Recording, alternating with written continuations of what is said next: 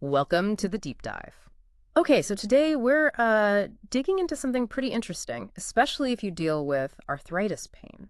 Curcumin. Yeah, that's the active stuff in turmeric, that Yeah. bright yellow spice. Exactly. We've got a whole pile of scientific reviews, these big meta-analyses, clinical trial summaries, basically looking at whether curcumin actually helps with osteoarthritis and rheumatoid arthritis. hmm And our goal today really is just to unpack what the science says. Does it work? How might it fit in? But, keep it understandable, not super technical. Absolutely. Yeah. Because arthritis, I mean, whether it's that wear and tear osteoarthritis or rheumatoid arthritis where the immune system gets involved, it's a massive issue for so many people, really impacts daily life. Right. And you hear about side effects with conventional treatments sometimes, so people are naturally looking around for other options. They are. And turmeric, I mean, it has this incredibly long history in traditional medicine like Ayurveda. So modern science is kind of playing catch up, taking a serious look now. Let's see what they found. Okay, so curcumin itself, how is it supposed to, work in the body for arthritis? Is there solid science behind the idea? Oh, definitely. The research points to a few really key mechanisms. First off, it's a powerful anti-inflammatory. Okay. Think of inflammation like maybe like a thermostat set too high in your body, causing problems. Curcumin seems to help turn that down. How does it do that? Well, one main target is this thing called NF-κB. You can think of it like a master switch for inflammation. It turns on the production of all these inflammatory molecules, cytokines, chemokines. Like alarm signals in the body. Exactly. Different types of alarm signals. Curcumin helps kind of dampen down that NF-κB switch. So fewer alarm signals get sent out. There's good research backing this up. So it's like quieting down the body's overactive inflammatory response. That's a really good analogy. Yeah. And it doesn't stop there. It also hits pain from another angle. It targets an enzyme called COX-2. Ah, COX-2. That sounds familiar from pain meds. Right, exactly. COX-2 helps make substances called prostaglandins, which are big players in causing pain and inflammation. Curcumin seems to reduce COX-2 activity.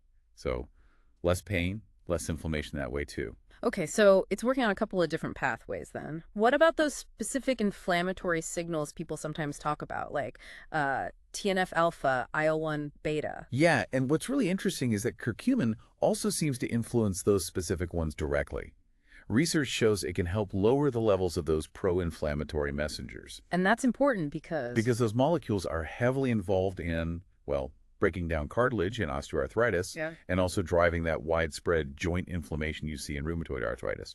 So dialing them down is potentially a big deal. Makes sense. And then there's the whole antioxidant thing. We always hear about antioxidants being good. How does curcumin fit in there? Right. So imagine your joints are constantly under attack from these unstable little molecules called free radicals. They cause damage. That's oxidative stress. Curcumin is a potent antioxidant.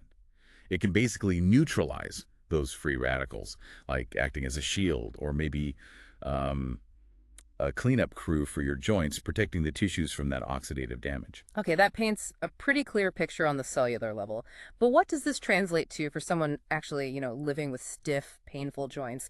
Let's talk osteoarthritis first. What are the studies and people showing? Yeah, the evidence for OA is actually quite encouraging. There was a big recent umbrella meta-analysis. Umbrella one, so like an analysis of analyses. Exactly. It pooled the results from 11 other meta-analyses, massive overview.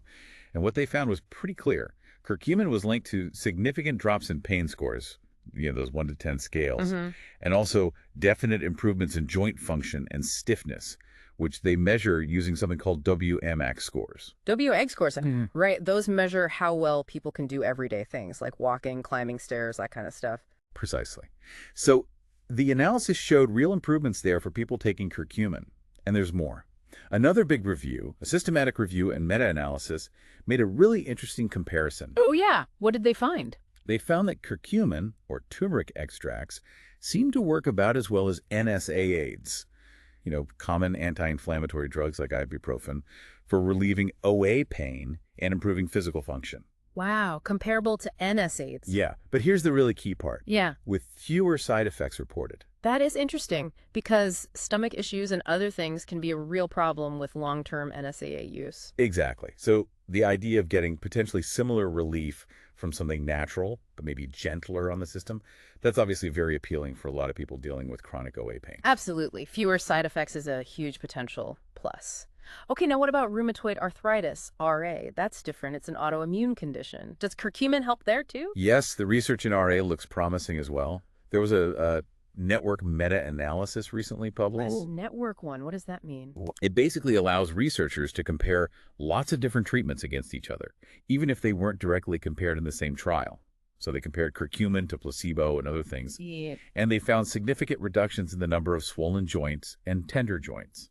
Those are key things doctors track in RA. And importantly, they also saw drops in inflammatory markers in the blood. Ah, so not just about how people feel, but actual measurable biological changes. Correct. And another systematic review backs this up. It looked at several studies and found improvements in overall disease activity scores, like the DAS-28, and, again, reductions in those blood markers like CRP and ESR. Okay. Plus, they consistently noted that curcumin seemed to have a pretty good safety profile in these RA studies. So yeah, the initial picture looks quite positive for both types of arthritis based on the clinical evidence we have so far. This all sounds really quite good, but I feel like there's always a but. I've definitely heard that getting curcumin into your system is tricky, that our bodies don't absorb it very well. You are absolutely right. That is the big challenge. Bioavailability. How much actually gets into your bloodstream to do anything? Right. When you just eat curcumin or turmeric, its bioavailability is, well, it's pretty poor. It doesn't dissolve well in water. Your body breaks it down really fast, and it gets eliminated quickly. So just piling turmeric onto your food probably isn't going to cut it for getting these therapeutic effects we've been talking about. Likely not enough, no. You'd need quite a lot of turmeric spice to get a significant dose of curcumin that way, and even then, the absorption problem remains. Okay, so what's the fix? How do we get more of it absorbed? Oh, well, this is where the research gets really practical and, frankly, quite exciting. Scientists have figured out ways to boost absorption significantly. Like what? The most famous one involves black pepper, or rather, piperine, which is the active compound in black pepper. Okay, piperine. How does that help? There was a landmark study quite a while back, actually, that showed something pretty amazing. They gave people 2 grams of curcumin, along with just 20 milligrams of piperine that's not much piperine at all. What happened? Get this. The bioavailability of the curcumin increased by up to 2,000%. 2,000% just from adding a tiny bit of black pepper extract. 2,000%. It's thought that piperine inhibits some of the enzymes in the gut and liver that normally break down curcumin so quickly. It basically lets more of it sneak through into the bloodstream. Wow. Okay, that's a massive difference. Are there other ways they boost absorption besides piperine? Oh, yeah, definitely. Piperine's kind of the classic one, but there's a lot of newer technology now. You see formulations like liposomal curcumin. Liposomal, like wrapped in fat. Exactly. Tiny fat bubbles, basically, that your gut absorbs more easily. There's also micellar curcumin, using tiny structures to make it more water-soluble. Yeah. Nanoparticles. Phytosomes, where it's bound to plant fats. So lots of different strategies trying to solve that same absorption problem. Precisely. The key takeaway is that the form of curcumin you take really matters for getting enough of it into your system. Right. That makes total sense. Okay, so delivery matters. What about safety then? If people are thinking about trying, say, one of these enhanced curcumin supplements, what do they need to know? Generally speaking, curcumin is considered quite safe and well tolerated for most people, especially within the dose ranges typically studied, which are often somewhere between 500 to maybe 2,000 milligrams per day, particularly with these enhanced forms. And side effects? Anything common? The most common things reported are usually pretty mild digestive stuff. Maybe some nausea or diarrhea, but it doesn't seem to happen to most people. Okay, mild GI issues sound manageable for many. But are there any specific groups who need to be more careful? Any, interactions? Yes, definitely a few important cautions. People with gallbladder issues like gallstones should probably be cautious, as curcumin might encourage gallbladder contractions. Okay, good to know. Also, because it can have a mild blood thinning effect, it's usually very mild, but still, anyone with a bleeding disorder, or importantly, anyone taking anticoagulant drugs, like warfarin, Blood thinners, yeah. they absolutely need to talk to their doctor before starting curcumin. Very important. Right. That interaction potential is key. Anything else? And just the standard advice, really, Mm-hmm. if you're pregnant or breastfeeding, it's always best to consult your healthcare professional before taking any new supplement, including curcumin. Crucial points.